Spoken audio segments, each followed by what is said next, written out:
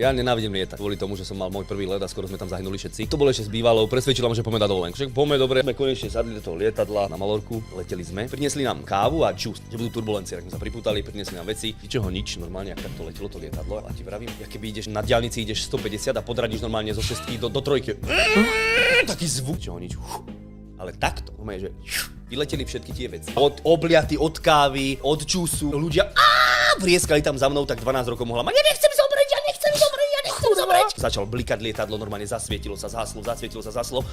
Hodinu toto, ona bývala vtedy, ona lietala dosť, ona mala aj 500-600 hodín nalietaných, tak pozrieme sa na ňu. Ona vybavená úplne celá bleda. Po celom lietadle len pláč, krík. Ježiš, oče náš, ktorý si na nebesiach. Kamoško, pozriem sa na letušku, ona si sadla. Tak to si dala pás, jak vreli, keby sedela a že... Čo? A toto. A vtedy som pochopil, že som mŕtvý. Tak som sa na ňu takto kúkal a ona jak ma zbadala, zastrela. Celé video nájdeš na YouTube kanáli Duklok.